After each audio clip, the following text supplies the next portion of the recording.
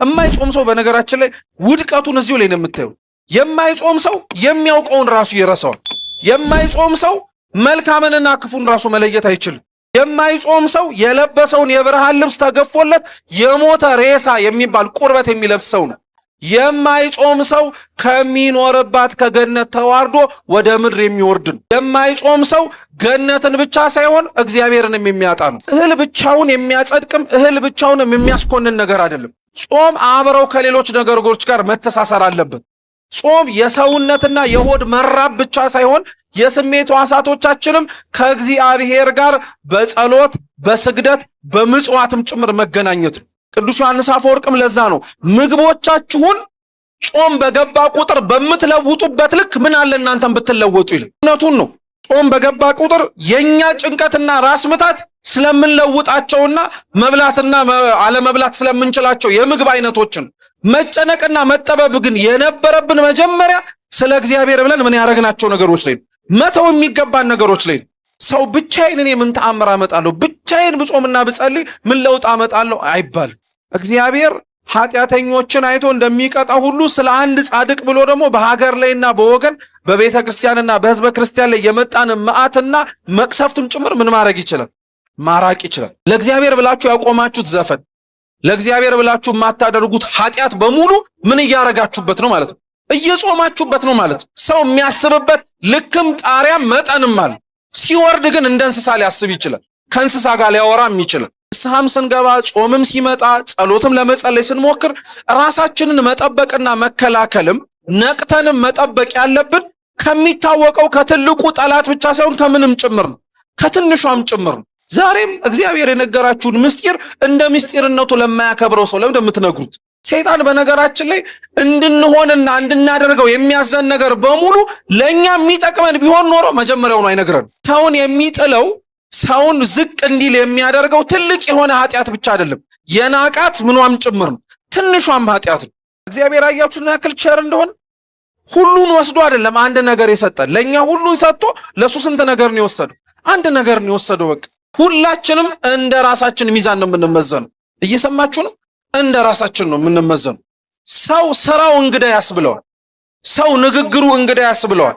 ሰው አዋዋሉ እንግዳ ያስብለዋል። የሔዋን ትልቁ ስህተቷ መጀመሪያ ስህተቷ ጆሮዋን መክፈትና መናገር ለማይጠበቅባት ሰው መክፈቷል።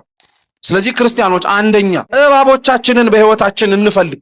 እኛ የናቅናቸው፣ እኛ ትንሽ ነው ያልናቸው፣ ይሄ ምንም ችግር የለም ዋናው ያንን ነገር አለማድረጌ ነው ያልናቸው ትናንሽ ኃጢአቶች እንደ ትላልቅ ኃጢአቶች ዋጋ ያስከፍላሉ።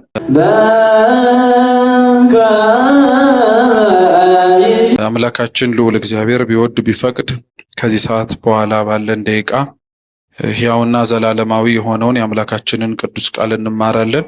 ሁላችሁም ባላችሁበት ቦታ ላይ አረፍ አረፍ በሉና በመረጋጋት ሆናችሁ ቃሉን ትሰሙ ዘንድ በትህትና ጠይቃለሁ። እንደ እግዚአብሔር ቅዱስ ፈቃድ ለዛሬ የምንማማርበት የትምህርታችን የመጽሐፍ ቅዱስ ክፍለ ምንባብ የሚሆነው ኦሪት ዘፍጥረት ምዕራፍ 3 ከቁጥር 1 እስከ 3 ተጽፎ በሚገኝ ኃይለ ቃል ወይንም ደግሞ የመጽሐፍ ቅዱስ ክፍለ ምንባብ መነሻነት ይሆናል።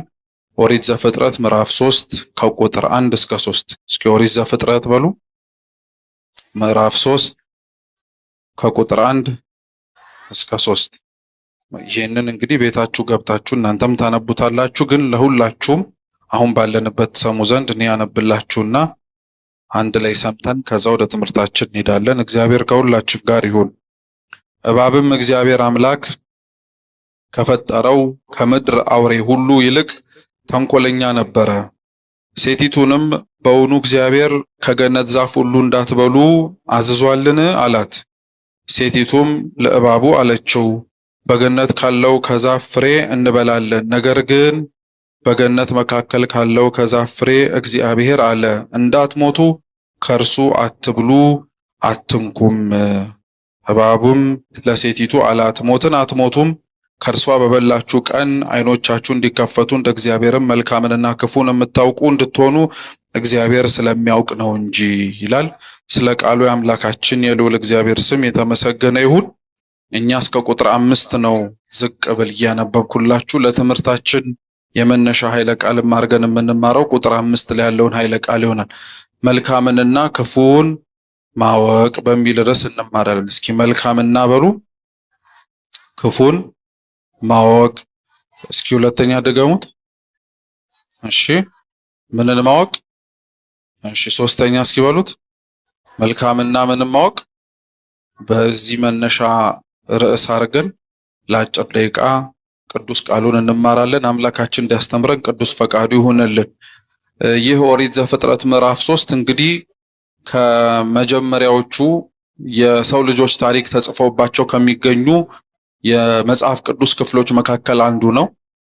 ኦሪት ዘፍጥረትን በሌላ መጠሪያ ስያሜው ኦሪት ዘልደትም ጭምር እየተባለ ይጠራል። ይህ መጽሐፍ በዋነኝነት የተጻፈው ክርስቲያኖች የሆን እኛ ሁላችን እግዚአብሔር ዓለማትን ካለመኖር ወደ መኖር ይህን የምንመለከተውንም ሆነ የማናየውንም ጭምር ያመጣቸው ያስገኛቸው እግዚአብሔር እንደሆነ እንድናውቅ አምላካችን ቅዱስ እግዚአብሔር አስቦልን ወዶ ፈቅዶ ለኛ እንደሚበጀንም ጭምር አምኖ ያጻፈልን መጽሐፍ ነው። ጸሐፊው ምንም እንኳን ሙሴ ይሁን እንጂ እንዲጽፍ ያዘዘው መጻፍም አለበት ብሎም ጭምር ያመላከተው ግን ልዑል እግዚአብሔር ነው። እግዚአብሔር ለዛ ነው ለሰው ልጆች መልካም የሆነውን ደግ የሆነውን የሚያስብ አምላክ እንደመሆኑ እኛ ያስፈልገናል ብለን አምነን የምንጠይቀውን ብቻ ሳይሆን ለኛ ያስፈልጋቸዋልም ጭምር ብሎ የሚያምናቸውንም ነገሮችም ጭምር ያደርጋል። ለዛ ነው መጽሐፍ ቅዱስ ላይ ሰዎች ያስፈልገኛል ብለው አምነው የሚለምኑት ጥያቄ መልሳቸውን ብቻ ሳይሆን የምናገኘው እግዚአብሔር አምላክም ጭምር ያስፈልጋቸዋል፣ ይሄ ነገር ግድ ሊያዩትና ሊያውቁት ያስፈልጋል ብሎ የሚያምነውንም ጭምር ይናገራልም ያስተምራልም ያደርጋልም ከዛም አልፎ እንኳን ያስባልም ጭምር። ለዛ ነው አሁን ኦሪት ዘፍጥረት ምዕራፍ 3ን ከማንበባችን ቀድሞ ያሉትን ሁለት ምዕራፎች ብንመለከት እግዚአብሔር አምላክ መጨረሻ ዕለተ ዓርብ ለፍጥረታት ሁሉ መደምደሚያና ዘውድ ሽልማታቸው አድርጎ የፈጠረውን የሰው ልጅ ከመፍጠሩ አስቀድሞ ለሱ ምን እንደሚያስፈልገው አውቆ አስቦ ተናግሮም አድርጎም ጭምር እንዳዘጋጀ እንመለከታለን። እኛ የሰው ልጆች ቀድመን ተፈጥረን አይደለም አሁን የምትመለከቷቸውን የምታዩዋቸውንም የማታዩዋቸውንም ጭምር እንዲፈጠሩ ለእግዚአብሔር ሐሳብ የሰጠ ነው። እግዚአብሔር እነዚህን ሁሉ እኛ ከመፈጠራችን በፊት አስቀድሞን የፈጠራቸው ለምን ለኛ እንደሚያስፈልጉን እኛ ለምንኖርባት ዓለምም ጭምር እንደሚያስፈልጉ ስላወቀ ነው። ስለዚህ እንኳን እግዚአብሔር ሰው ያስፈልገኛል ብሎ ጠይቆት የሚያደርግለት አምላክ ብቻ ሳይሆን ይሄ ያስፈልገዋል ይሄ ሊደረግለትም ግድ ነው ብሎ አምኖም ጭምር የሚያደርግ አምላክ ነው። ስለዚህ ሙሴ እና እስራኤላውያን ሌሎችም ጭምር አይደለም እግዚአብሔር ዓለማትን ካለመኖር ወደ መኖር እንዴት አመጣ ብለው ጠይቀውት አይደለም። እስራኤላውያን ይሄ ኦሪት ዘፍጥረት እንዲጻፍ ምናልባት ያበረከቱት አስተዋጽኦ ቢኖር ኦሪት ዘጸአት ምዕራፍ 20 ላይ የሚታይ አምላክ እንፈልጋለን ብለው መጠየቃቸው ብቻ ነው። ምን የሚደረግ አምላክ? የሚታይ አምላክ እንፈልጋለን ብቻ ብለው ነው የጠየቁት። ከግብጽ ከወረዱበት ከግብጽም ከወጡበትና ሙሴ የሲና ተራራ ላይ ወጥቶ 10ቱን ትእዛዛት ከእግዚአብሔር እጅ እስከሚቀበልበት ቅጽበት ድረስ ከዛ በፊት ምንም የተጻፉ መጽሐፍት አልነበሩንም ነበር። እርግጥ ነው ለአዳም 7ኛ ትውልድ ለሆነው ለነሄኖክ እግዚአብሔር አምላክ በጸፍጸፈ ሰማይ ፊደላትን አሌፋትን እያሳያቸው እንደተመለከቱ እነሱም ያዩትን እንደጻፉ እንመለከታለን። ሊቃውንተ ቤተክርስቲያንም ያስተምራሉ። ነገር ግን ወጥነት ባለው መልኩ ምክንያት ኖሮት የተጻፉ መጽሐፍትን ግን ከሙሴ ዘመን በኋላ ያለው ዘመን ነው ሕገ ኦሪት እየተባለ ወይንም ደግሞ ከሕገ ልቡና በኋላ ያለውን ዘመን እንድናስታውሰው አባቶቻችን የሚናገሩት። ስለዚህ እስራኤላውያን የጠየቁት ብቸኛ ጥያቄ ለሙሴ ምን የሚደረግ አምላክ እንፈልጋለን፣ የሚታይ አምላክ እንፈልጋለን አሉት። ሙሴ ይህንን ጥያቄያቸውን ከእግዚአብሔር ዘንድ ለማቅረብ ሙሴ ይህንን ጥያቄያቸውን ከእግዚአብሔር ዘንድ መልስም ይዞ ለመውረድ ሲል በሲና ተራራ ላይ 40 ቀን 40 ሌሊት ቆየ። ይሄ ቆይታው ዘመን ላይ ወይንም ደግሞ የቆይታ ጊዜው ላይ ግን እግዚአብሔር ወዶና ፈቅዶ የጠየቀውን ሕጉን ብቻ ሳይሆን ሌሎችን ምስጢራት ገለጠለት። ለዛ ነው ቅድም እንዳልኳችሁ እንኳን እኛ እግዚአብሔርን ይሄ ያስፈልገኛል ብለን ጠይቀነው ቀርቶ እሱ ራሱ ግን ይሄ ያስፈልጋችኋል ብሎ የሚያረጋ አምላክ ነው። ሙሴ የሕዝቡን ጥያቄ ይዞ ወጥቶ የጠየቀው ለእግዚአብሔር የሚታይ አምላክ እንፈልጋለን ብለው ሕዝብህ ጠይቀዋል ብሎ ነው። እግዚአብሔር ግን የሚገርማችሁ ይሄንን መልስ ለመመለስ 40 ቀን ሙሴን እንዲቆይ አድርጎታል። በነዛ በ40 ቀናቶች ውስጥ በእያንዳንዱ ሱባኤ በእሳት መጋረጃ ሙሴ እያለፈ እያንዳንዱን አስቀድሞ እሱ ከመፈጠሩና ከመኖሩ በፊት የነበሩትን ፍጥረታት በሙሉ እግዚአብሔር እንዴት እንዳስገኛቸው፣ እንዴት እንደፈጠራቸው፣ እንዴት እንዳከናወናቸው ለሙሴ በልቡናው ገልጥለጠለት። በመጨረሻ ነው ከዛ በኋላ ሕጉንና ትእዛዙን በ40ኛው ቀን ላይ ሰጥቶት ወደ ሕዝቡ እንዲወርድ ያደረገው። ስለዚህ ሙሴ ይሄንን መጽሐፍ አባቶቻችን እንደጻፈው ይናገራሉ ማለት ነው። በዚህ መጽሐፍ ላይ የሰው ልጆች የታሪካቸው መነሻና ውድቀት አንድ ምዕራፍ ላይ ነው ያለው።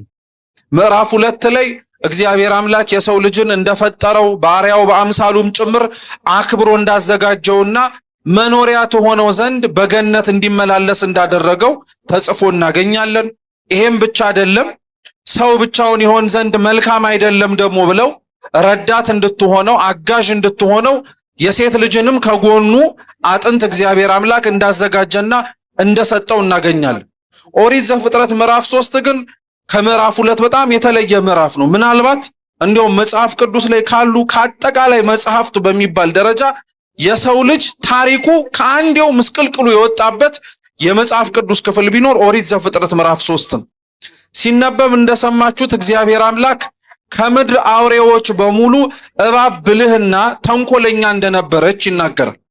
እናቺ እባብን ምክንያት አድርጎ ከሱ አስቀድሞ የነበረው ጠላት ሰይጣን ዲያብሎስ በእባቢቱ ቆዳ ውስጥ ተደብቆ በሱ ፋንታ የተፈጠሩትን የሰው ልጆችን ከነበሩበት ገነት እንዳወረዳቸው ሊያወርዳቸውም ጭምር አስቦ ወደ ገነት እንደገባ የሚጻፍ ታሪክ ነው። ይህን ታሪክ ምናልባት ክርስቲያን ሆኖ ወይ በጣም ቤተክርስቲያን ሲመላለስ የነበረ ሰው የሚጠፋው አይደለም። የአዳምና ሔዋን የውድቀታቸው ታሪክ።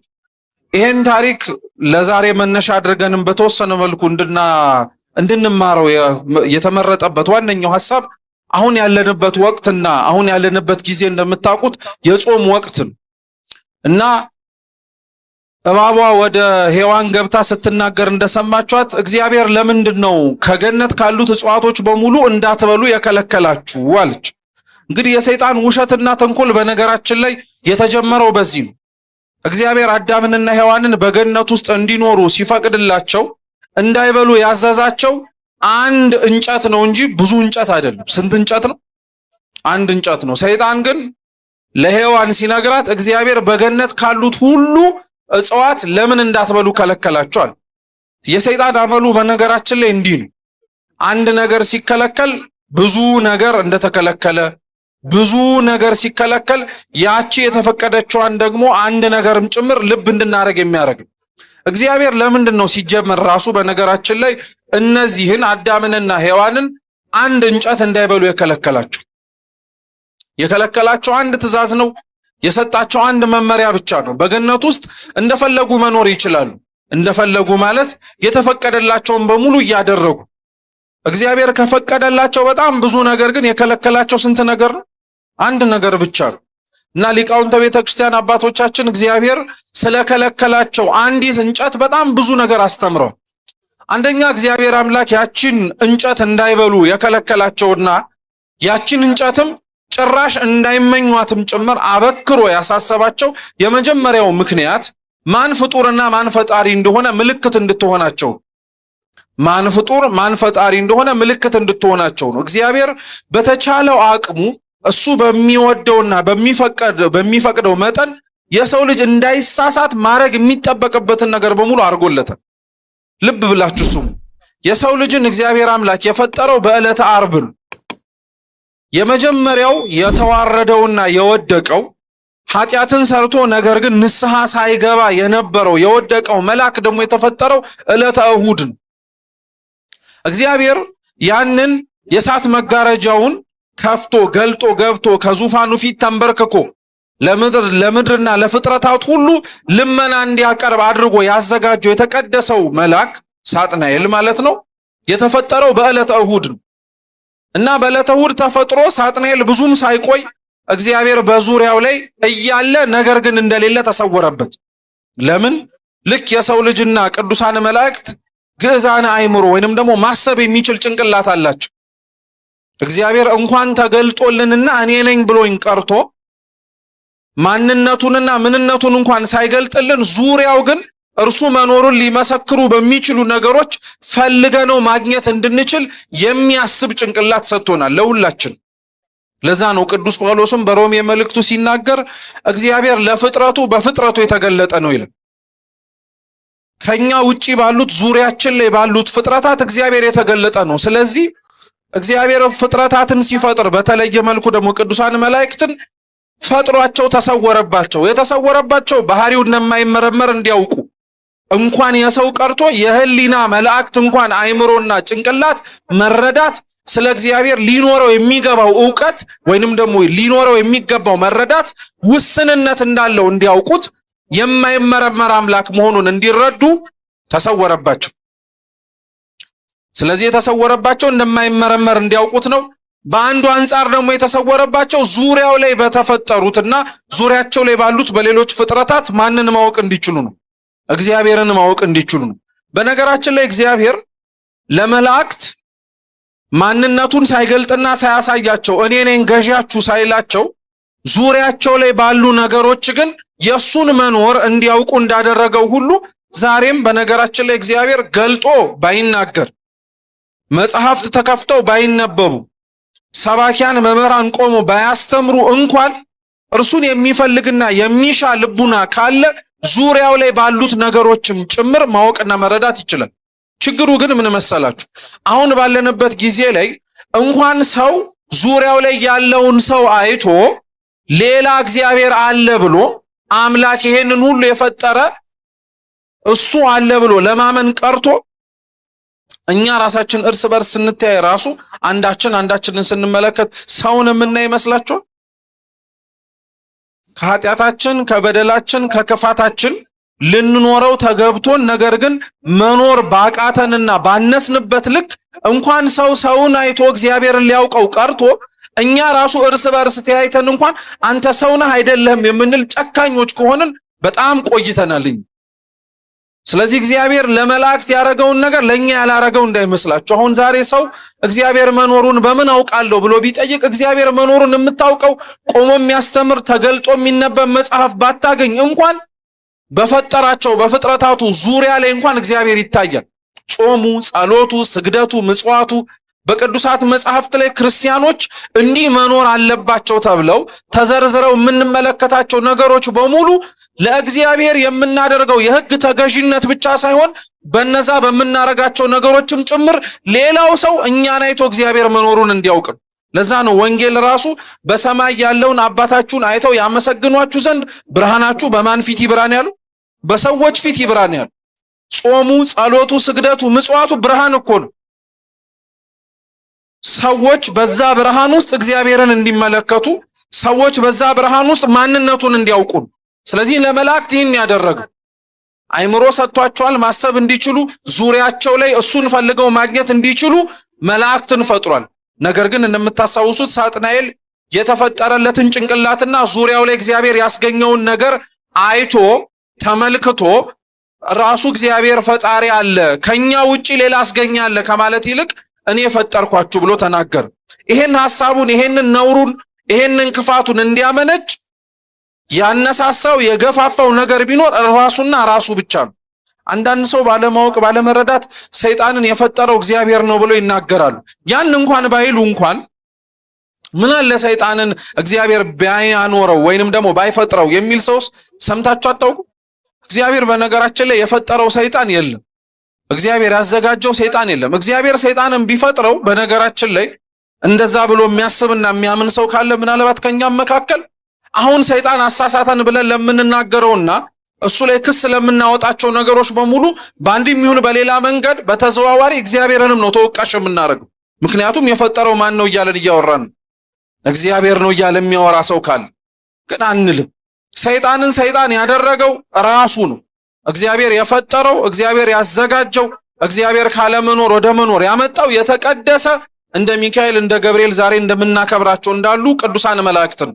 ምርጫ ግን ነበሩ። ሰውን በነገራችን ላይ ቅዱስም ርኩስም የሚያደርገው ንጹህም ቆሻሻም የሚያደርገው ምርጫዎቹ በጣም ወሳኝ ነገሮች ናቸው። ለዛ ነው ሰውን እግዚአብሔር ከሚለምነው ልመናዎች መካከል አንዱ ማስተዋልን እንዲሰጠው፣ ጥበብን እንዲሰጠው፣ መረዳትን ልቡናን እንዲያሳድርበት ሰውን የሚለምነው እግዚአብሔር ለምን እንደሆነ ታውቃላችሁ? ምርጫዎቻችን ናቸው እኛን የሚያጸድቁንም የሚያስኮኑንንም ጭምር። ስለዚህ ምርጫው አስኮነነው፣ ምርጫው ሰይጣን እንዲሆን አደረገው። ምን ማለት መሰላችሁ? በሌላ አማርኛ ለምሳሌ አንዲት እናት ልጅ ወለደች። የወለደችው ልጅ አድጎ ሌባ ሆነ። አሁን እናንተን ልጠይቃችሁ፣ እቺ እናት የወለደችው ሌባ ነው ወይስ ልጅ ነው? አድጎ ሌባ የመሆን ምርጫው የማን ነው? ስለዚህ ለምንድን ነው ራሱ ሰይጣን ወስኖት ሰይጣን ለሆነበት ዓላማ ቅዱስ አድርጎ የፈጠረውን እግዚአብሔር አንተ እነዚህ ያደረክበት የምንል አይሆንም ማለት ነው።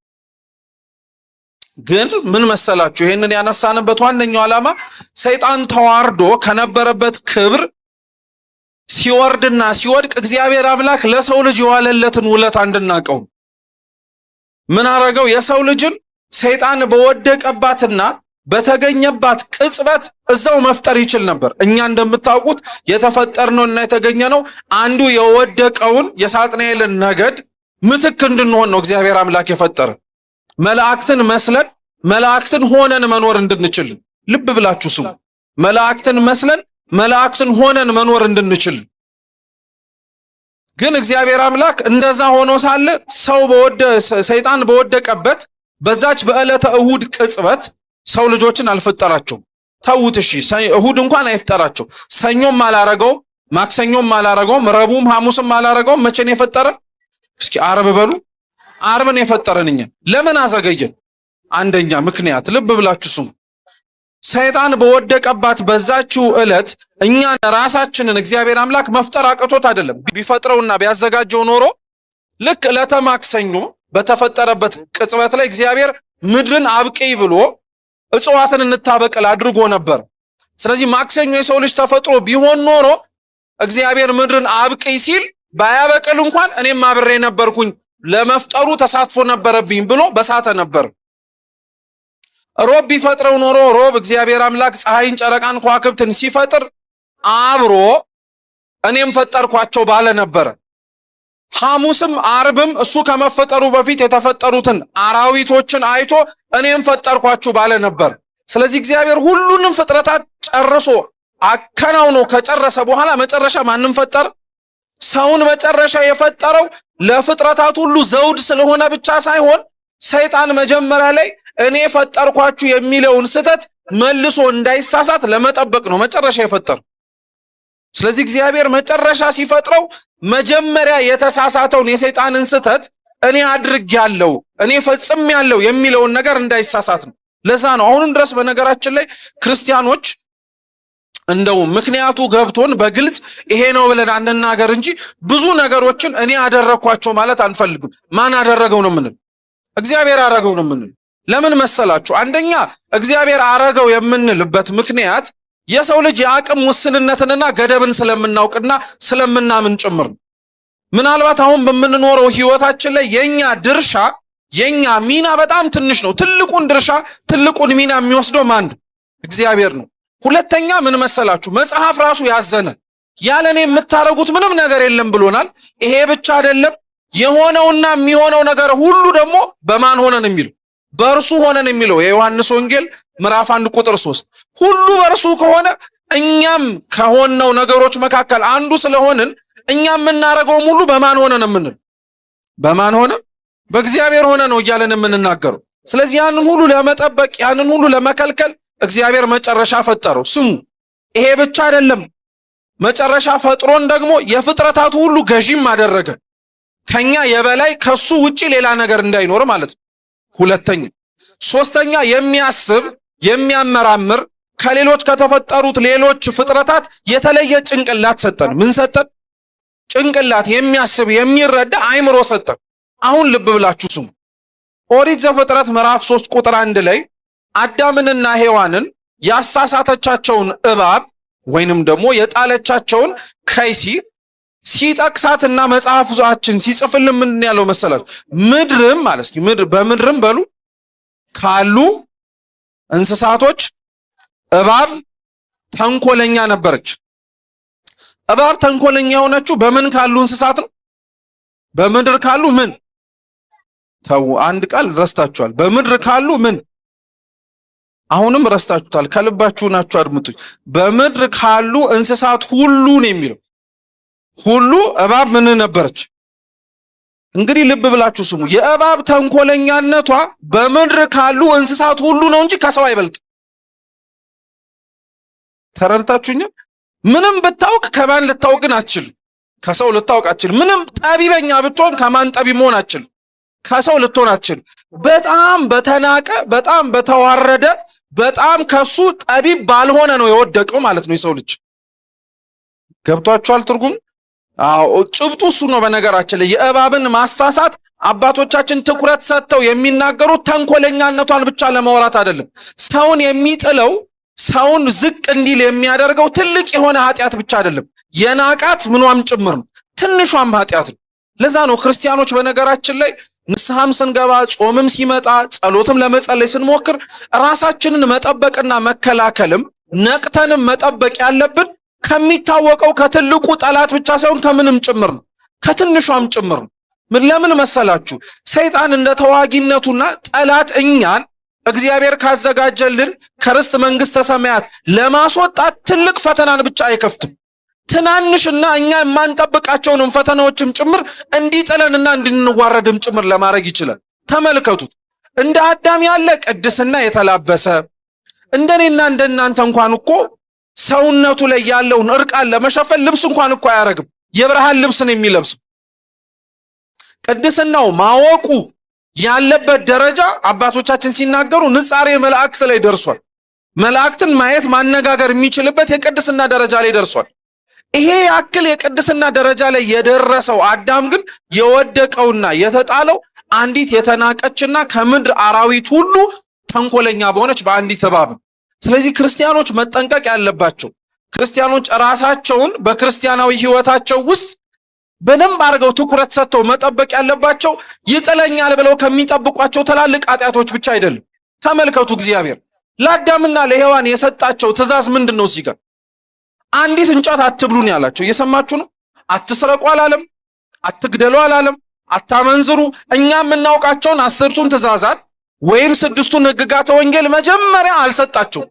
መጀመሪያ የሰጣቸው ትእዛዝ ቢኖር እግዚአብሔር አምላክ ጹሙ ብሎ ነው። ምን አርጉ ብሎ ነው? ጹሙ ብሎ ነው። ምናልባት ከመብላት አለመጾም በዛ ጊዜ ላይ በጣም ቀላል ነበረ ለሰው ልጅ። ምክንያቱም ሰው ከድቀትና ከውርደት ወይንም ደግሞ ኃጢአት ሰርቶ ወደዚች ምድር ከወረደ በኋላ ነው ረሃብ የሰለጠነበት፣ ጥማት የሰለጠነበት። በሰውነታችን ለቁመተ ሥጋ የሚያስፈልገንን ምግብና መጠጥ መራብና መጠማት የጀመርንበት ጊዜ ከውድቀት በኋላ ነው። ከውድቀታችን በፊት ከመሳሳታችን በፊት የተሰጠንን ምግብ እንኳን ለመብላት አፍታና ጊዜ አልነበረንም። ለምን? እንደ መላእክት እያመሰገንን እንኖር ስለነበረ ነው።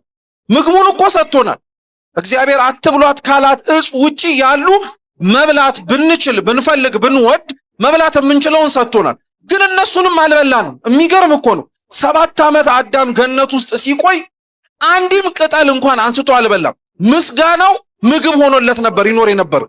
ምስጋና ምግባቸው ምስጋና ናቸው የሚባለው ከሰዎች ውጪ እነማን ናቸው? መላእክት እኮ ናቸው። መላእክት ናቸው። ሰውን እግዚአብሔር የፈጠረው በመላእክት ምትክ ነው። ሰውን የፈጠረው እግዚአብሔር በወደቀው መልአክ ፋንታ ነው ሲባል አያችሁት? እረፍታችን ራሱ በምስጋና ውስጥም ደግሞ እረፍታችን እንዳለ እንድናቀው ልብ ብላችሁ ስሙ። ስለዚህ አዳም በጣም አስተዋይ በሆነበት አዳም መረዳት በሚችልበት ካለበት ቅድስና ዝቅ አድርጎ ያወረደው ጥቂት ነገር ነው። ለዛ ነው በነገራችን ላይ በጣም በቤተ ክርስቲያናችን ታሪክ ውስጥ ሰዎችን ጥሏቸው አዋርዷቸው ካሉበት የቅድስናና የንጽህና ደረጃ ጥሏቸው የምናገኛቸው በጣም ትላልቅ ኃጢአቶች አይደሉም።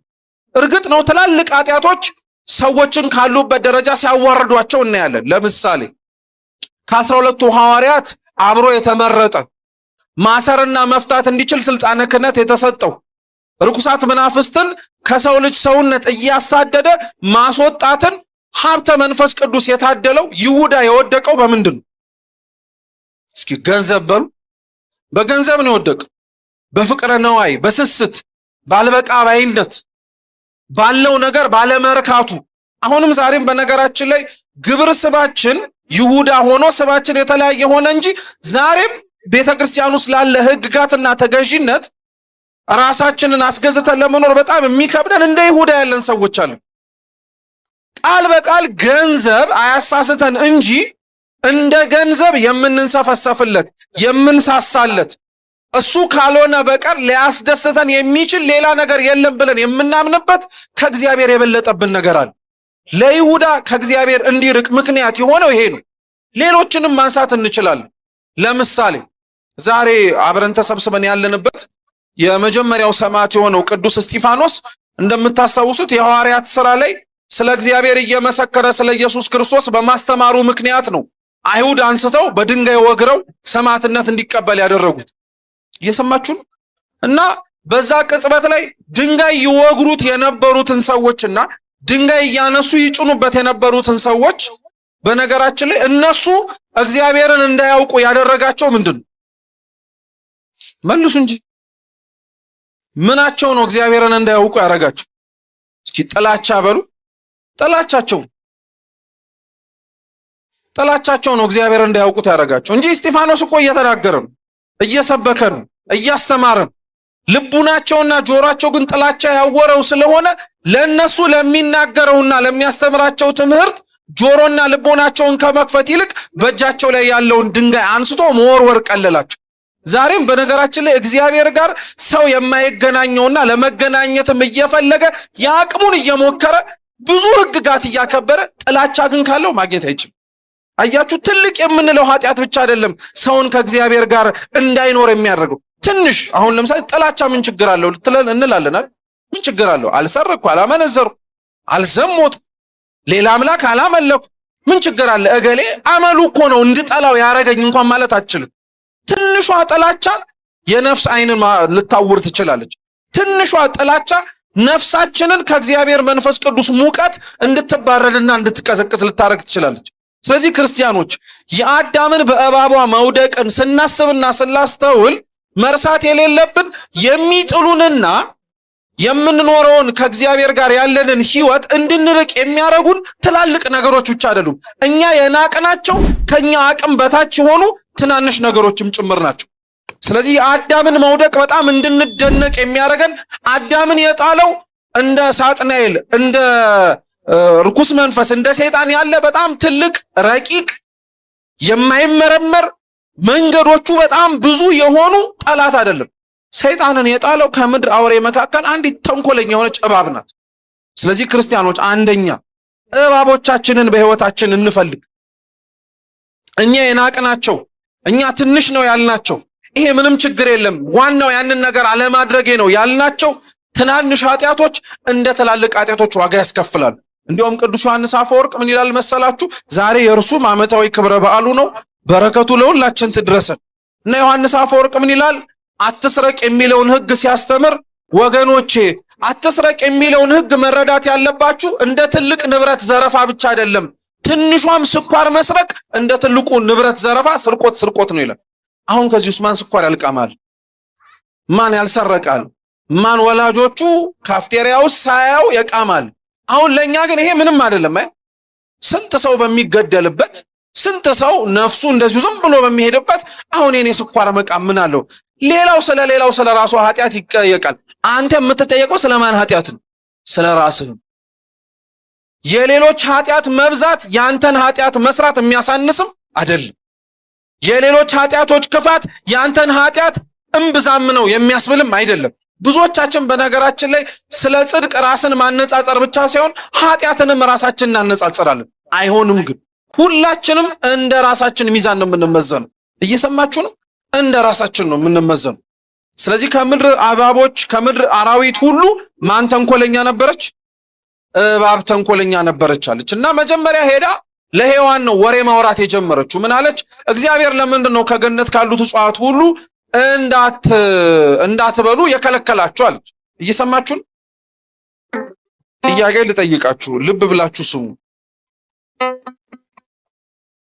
እባብ ያወራል አያወራም? መልሱ እንጂ። እሺ እባብ ያወራል አያወራም? ለነገሩ የምታነበው መጽሐፍ ሲሆን ያወራል እያለ አይደለም ልትሉ ነው። ችግር የለም። ውሻ ያወራል አያወራም? አያወራም ማለት እሺ። አህያ ያወራል አያወራም? እሺ የሚያወራ እንስሳ አለ በጥቅሉ? ማን የሚያወራው? መልሱ እንጂ። ሰው ያወራል፣ ሌሎቹ ምን ያደርጋሉ? ይሰማሉ። ስለዚህ የሚያወራ እንስሳ የለም ማለት ነው። ለምን ይሄን እንዳልኳችሁ ልንገራችሁ። መጽሐፍ ቅዱስ ላይ ብዙ እንስሳቶች ሲያወሩ እናያለን። እግዚአብሔር አንደበታቸውን ሲከፍት እንኳን እንስሳ ቀርቶ ድንጋይ እንኳን ያወራል። ድንጋይ ያወራል። ግን ጭብጡ ምን መሰላችሁ? እንስሳት አወሩ ሲባል እንስሳት ማውራታቸውን ብቻ አይደለም መመልከት ያለብን። መጽሐፍ ቅዱስ ላይ እንስሳት እንደ እንስሳነታቸው የሚገለጡበት ቦታ አለ። እንስሳት ደግሞ በውክልና የሚቀመጡባቸው ቦታዎች አሉ። ለምሳሌ የሐዋርያት ሥራ ምዕራፍ 10 ላይ ቆርኔሌዎስ የሚባል 100 አለቃ አለ፣ ሮማዊ ወታደር እና ያንን ወታደር ቀድሞ ከማጥመቁ በፊት ቅዱስ ጴጥሮስ በሰገነት ላይ ቆሞ ትልቅ ራእይ አየ እና ከምድር እስከ ሰማይ ድረስ መጋረጃ ሲወርድ አየ እና ከመጋረጃው ውስጥ የማይበሉ በጣም ብዙ እንስሳት ይወጡ ነበር። ምን የማይደረጉ ብዙ እንስሳት ይወጡ ነበር እና የእግዚአብሔር መልአክ ወደ ጴጥሮስ ዞረና ምን አለው? እነዚህን እንስሳቶች አርደህ ብላል። እና ጴጥሮስ ምን አለው? በአፌ እስካሁን የረከሰ ነገር አስገብቼ አላውቅም፣ አልበላም አለ። ምን አለው መልአኩ መልሶ? እግዚአብሔር የቀደሰውን አንተ የምታረክሰው ማነህ? አሁን ይሄንን ጥቅስ በነገራችን ላይ ብዙዎቻችን የማናውቅ ሰዎች የምንፈልገውን ለመብላት እንጠቅሰዋለን ነው። ለምሳሌ የማይበላ ምግብ የሚበላ ሰው አይቷችሁ አታውቁ? ምን ችግር አለው? ምግብ አያጸድቅም፣ አያስኮንንም፣ መብላት ነው ይላል። አይደለም። ይሄ ጥቅስ የተጠቀሰበት ዓላማ ሌላ ነው። እንስሳት ብሎ የእግዚአብሔር መልአክ ሳይበሉ የማይበሉ ሆነው አርደህ ብላቸው ያላቸው የማይበሉ እንስሳትን አርዳችሁ ብሉ ለማለት አይደለም። የማይበሉ እንስሳት ሆነው ሳለ አርደህ ብላው ያለው እነዛ እንስሳቶች ያልተጠመቁ የኢጥሙቃን ምሳሌ ናቸው፣ ወይም የአህዛብ ምሳሌ ናቸው። እየሰማችሁ ነው? የማይበሉትን እንስሳት አርደህ ብላቸው እንዳለው ያልተጠመቁትን እግዚአብሔርን ማወቅ የሚያስፈልጋቸውን እያጠመቅ አርደህ ብላቸው ማለት ክርስቲያን አድርጋቸው ማለት ነው። እየሰማችሁ ነው? ጥሩ።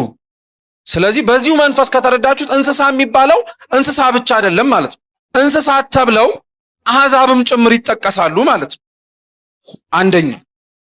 ሁለተኛ እንስሳት ተብሎ ደግሞ የሰው አላዋቂነትም ይጠቀሳል። የነቢያት መጽሐፍት ላይ እንስሳት ወይንም ደግሞ በሬ፣ ላም፣ ከብት ጋጣውን አወቀ፣ ሕዝቤ ግን እኔን አላወቀኝም፣ እንደማያስተውል እንስሳ ሆነ ይላል። እየሰማችሁ ነው? ምን እንደማያደርግ እንስሳ? እንስሳት አያስተውሉም ማለት ነው እንደ ሰው። ስለዚህ አላዋስተዋይነትም ወይንም ደግሞ ማስተዋልን ማሳነስም ምን ተብሎ ይጠቀሳል? እንስሳ ይባላል። ልብ ብላችሁ ስሙ። ስለዚህ እስካሁን እንስሳ ማለት 3 ነገር ነው። አንደኛው እንስሳ ነው አለ። ሁለተኛው እንስሳ አህዛብን ለማለት ነው አለ። ሶስተኛው እንስሳ ደግሞ ምን ነው አልኳችሁ? የማያስተውል ነው ማለት ነው አለ። ጥሩ። አሁን ወደ ታሪኩ ተመለሱ። ሔዋንን ያነጋገረቻት ምንድናት? እባብ ምንድናት? እንስሳ አይደል ነው አይደለች? እንስሳት ያወራሉ ያወሩ? እንስሳት በጤናማው አያወሩ፣ አይናገሩ። ቋንቋ ቢኖራቸውም የሚናገሩበትን ንግግር ሊረዳ የሚችለው እንደነሱ የሆነ ሌላ ምንድነው? እንስሳ። አንተ የሆነን ሰው ቋንቋ አታውቀውም ማለት በነገራችን ላይ አይገባህም ማለት ጭራሽ ቋንቋ አይሰራም ማለት አይደለም። አሁን ለምሳሌ አንድ ሰው የማታውቁትን ቋንቋ ሲያወራ ብታዩት እገሌ እንስሳ ነው ማለት ነው የምትሉት። ቋንቋውን አንተ ምን አታረገውም ነው የሚባል። አልተረዳኸውም አላወቅከውም እንጂ ያንን ቋንቋ የሚሰማ ሰው ግን ምን ያደርገዋል? እየሰማችሁኝ ነው? ታዲያ መልሷ። ስለዚህ ሌላ ሰው ያን ቋንቋ ምን ያደርገዋል? ይረዳዋል፣ ያውቀዋል ማለት ነው። እየገባችሁ ነው? ስለዚህ አሁን ተመለሱ። እንስሳ እባቢቱ ማለት ነው እንስሳ ናት። እንስሳው አወራ፣ እንስሳው ተናገረ ማለት ምን ማለት መሰላችሁ? አንደኛ አንተ የማይገባህን አንተ ልትረዳው የማትችለውን ነገር የሚያወሩ ሰዎች አሉ። የሚያወሩ ሰዎች አሁን እንስሳ ሲያወራ ሊገባው የሚችለው እንስሳ ነው ካልን እንስሳ ሲያወራ የሚገባቸው ሰዎች አሉ። ማለትም የመረዳት የሚከብዳቸውን መረዳት የማይችሉትን ለመስማት የሚከብዳቸውን ነገር ሲወራ የሚሰሙ ሰዎች አሉ። ለዛ ነገር ዝግጁ ሲሆኑ ማለት ነው። ማን ከኛ መካከል ከዝንብ ማርም ይጠብቃል? አለ የለ? ከማያምኑ ሰዎች እምነት አንጠብቅ። ጆሮህን መድፈን አለብህ፣ መስማት የለብህም እንደማለት እኮ። ቦታቸውን ከማያውቁ ሰዎች፣ የተሰጣቸውን ክብር ከማያውቁ ሰዎች ክርስቲያኖችንም ጭምር ያጠቃልላል። በነገራችን ላይ ክርስቲያን ሆኖ እግዚአብሔር የከፈተለትን ገነት፣ ክርስቲያን ሆኖ እግዚአብሔር የሰጠውን ቅዱስ ሥጋ ክቡር ደም፣ ክርስቲያን ሆኖ የከፈተለትን ቤተ መቅደስ፣ ክርስቲያን ሆኖ ያዘጋጀለትን ሙሉ ነገር ምንም ነገር የማይመስለውን ሰው ለምን የምትሰማው? ለምን የምታዳምጠው? አንዳንዶቻችን እኮ ቤተ ክርስቲያን ውስጥ ያለውን ትምህርት፣ ዕውቀት፣ ሕይወት ከማይኖሩት ሰዎች ክርስቲያን ናቸው ተብለው ከማያጣጥሙት ሰዎች እየሰማንና እያየን እኮ ነው ሙሉ ክርስትናው እምነት እንደዛ ይመስላል። ሙሉ እንደዛ የተበላሸ የሚመስል ጥቂቶች ያጠፉት ጥፋት አይደለ ብዙሃኑን የሚያስወቅሰው። ስለዚህ ሔዋን ጆሮዋን ስትሰጥ የሰማችው ነገር ልክ አይደለም። ለምን ከሁሉም እንዳትበሉ ከለከላችሁ አለ። የሚያሳዝን ነገር ነው። እግዚአብሔር ያለው አንድ ነገር፣ ሰይጣን የሚያወራው ሌላ ነገር። እግዚአብሔር ያለው አንድ ነገር እንዳትበሉ ነው። እሱ ግን የሚላቸው ስንቱን እንዳትበሉ ለምን ከለከላችሁ ነው። ሁሉንም አለ። ዮሐንስ ዘደማስቆ የሚባል የቤተ ክርስቲያናችን አባት ምን ይላል? እግዚአብሔር አምላክ አንዷን እንጨት እንዳትበሉ ብሎ የከለከላቸው ይሄንን ሁሉ ለእናንተ ሰጧችሁ፣ ለእኔ ደግሞ አንድ ነገር ተውልኝ ሲል ነው ይላል። በቃ ለእኔ እስኪ አንድ ነገር ስጡኝ፣ እናንተ ግን ሁሉንም ውሰዱታል። እግዚአብሔር አያችሁና ያክል ቸር እንደሆነ ሁሉን ወስዶ አይደለም አንድ ነገር የሰጠን። ለኛ ሁሉን ሰጥቶ ለሱ ስንት ነገር ነው የወሰደው? አንድ ነገር ነው የወሰደው። በቃ እኔም አንድ ነገር ይኖረኝ፣ እናንተ ግን ብዙ ነገር ይኖራችሁ። እና ሰይጣን በሚናገረው ንግግር ውስጥ ሔዋን ጆሮዋን ሰጠች። ከዛ በኋላ መልስ መለሰችለት። ምን አለች? አይ እኛ የተከለከልነው አንድ ነገር ነው እንጂ ሁሉን ነገር አይደለም አለች። ጥሩ ልብ ብላችሁ ስሙ። አሁን እኔና እናንተ የሚያወራ እንስሳ ቤታችሁ ገጥማችሁ ቢያናገራችሁ ታናግሩታላችሁ? እንስሳ ሲያወራ አይታችሁ እንደለመዳችሁማ አትምሰሉ። ቤታችሁ ያለው ውሻ ቢንጂ ቢላችሁ እውነትህን እኮ ነው ብላችሁ ትበላላችሁ? ሲጀመር የሚያወራ ውሻ በማየታችሁ ራሱ ምን እንደምታረጉት ትደናገጣላችሁ። እንግዳ ነገር ነው። ስሙ በደንብ። ሰው ስራው እንግዳ ያስብለዋል። ሰው ንግግሩ እንግዳ ያስብለዋል። ሰው አዋዋሉ እንግዳ ያስብለዋል። የሔዋን ትልቁ ስህተቷ፣ መጀመሪያ ስህተቷ ጆሮዋን መክፈትና መናገር ለማይጠበቅባት ሰው መክፈቷ። እየሰማችሁ ነው? ጆሮዋን ሲጀመር ለምንድን ነው ከሷ ከማይመጥናትና ለሷ ከማይስማማት ጋር ወርዳ የምታወራው? እሷ ሰው ናት። የሚያናግራት ምንድነው? እንስሳ ነው። ለምንድን ነው ሰው ወርዶ ከእንስሳ ጋር የሚያወራው? ለምንድን ነው ክርስቲያኖች የምንወርደው? ለምንድን ነው ክርስቲያኖች ከማይመጥነን አዋዋልና ከማይመጥነን አነጋገር፣ አስተሳሰብ፣ ድርጊት ራሳችንን ዝቅ አድርገን የምንገኘው? ይህን እንድንማርበት እኮ ነው ነጥቡ። ሔዋን ወርዳ ከእንስሳ ጋር አወራች። ዛሬም ወርደን የማይዋልበት የምንውል፣ የማይወራውን የምናወራ፣ የማይታሰበውን የምናስብ፣ በእኛ ቋንቋ ደግሞ አርቆ አሳቢ ወይ ደግሞ አዲስ ነገርን እንደሚያስብ አድርገን ይሄ እርስ በርስ እናኮለጳጵሰዋለን። በቃ ቦታ እንሰጠዋለን። ግን ልክ አይደለም። ሰው የሚያስብበት ልክም ጣሪያም መጠንም አለ። ሲወርድ ግን እንደ እንስሳ ሊያስብ ይችላል። ከእንስሳ ጋር ሊያወራም ይችላል። አንደኛው ስህተቷ እሷን።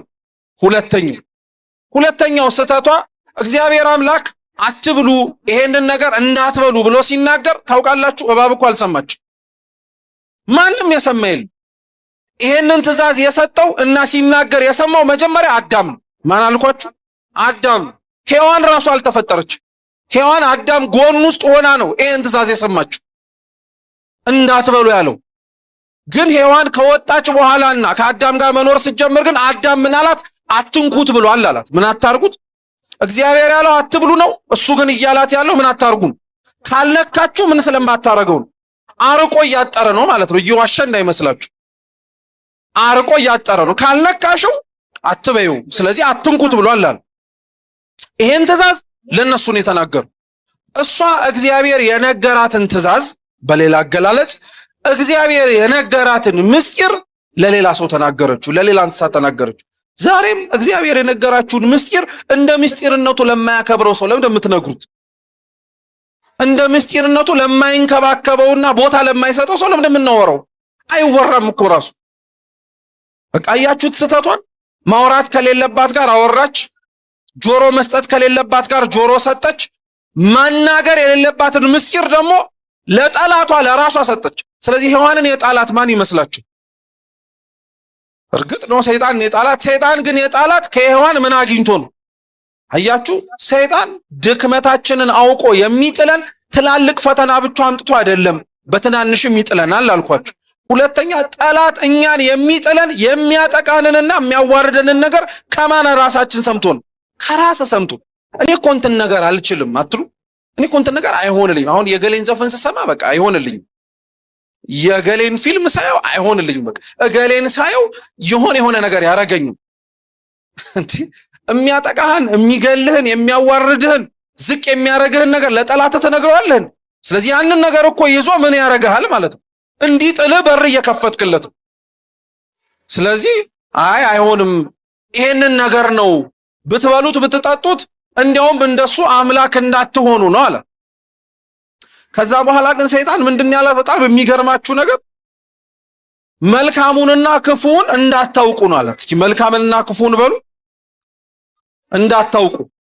በሌላ አማርኛ ይሄንን ዕፀ በለስ ብትበሉት መልካምና ክፉን ምን ያደርግል ይገልጥላችኋል ነውና ቅዱስ ኤፍሬም ሶርያዊ ሔዋንን በጣም አድርጎ ይወቅሳታል። ምን ይላታል መሰላችሁ? ሔዋን ሆይ ምን አለ ከሰይጣንና አድሮበት ከሚያሳስተው ከዛ እባብ እኮ የተሻለ ጭንቅላት አለሽ። ይሄንን ዕፀ በለስ በልቶ ክፉና ደግ ማወቅ ይቻላል ለሚልሽ ጠላት አንተ እያወራህ ያለው ራሱ ክፉ ይሁን ደግ ይሁን በምን አውቃለሁ ብለሽ ለምን አልጠየቅሽውም? እውነት ለመናገር ቀጥፈሽ የምትበይው ቅጠል አምላክ ሊያረግሽ ቢችል ኖሮ ለምን እሱ መጀመሪያ ይበላውም ነበር እያለ ይጠይቃል። እውነት እኮ ነው። ሰይጣን በነገራችን ላይ እንድንሆንና እንድናደርገው የሚያዘን ነገር በሙሉ ለኛ የሚጠቅመን ቢሆን ኖሮ መጀመሪያው ነው አይነግረንም። ሁሌም የሚያወራው ነገር ለኛ የሚጠቅመንን ይመስላል እንጂ ምንም የማያረገንን የማይጠቅመንን። ስለዚህ ሔዋን ቀጠፈች፣ እሷን በላች፣ ባሏን በላ። ከዛ በኋላ ወደቁ። እግዚአብሔር ለመጀመሪያ ጊዜ ለሰው ልጆች የሰጣቸው ሕግ ቅድም እንዳልኳችሁ ለዛ ነው። ለመጀመሪያ ጊዜ የሰጣቸው ሕግ ጾም ነው። እና ሰው ክርስቲያኖች በተለይ ጾምን መረዳት ያለባቸው እንደ ፍትሐ ነገሥቱ ትርጉም ለተወሰነ ሰዓት ከተወሰኑ ምግቦች መከልከል ነው ብለው ብቻ ሳይሆን ጾምን መጽሐፈ መነኮሳት እንዲያውም ሲያስረዳው ለእግዚአብሔር ተብሎ የሚተው ነገር በሙሉ ጾም ነው። ለማን ተብሎ?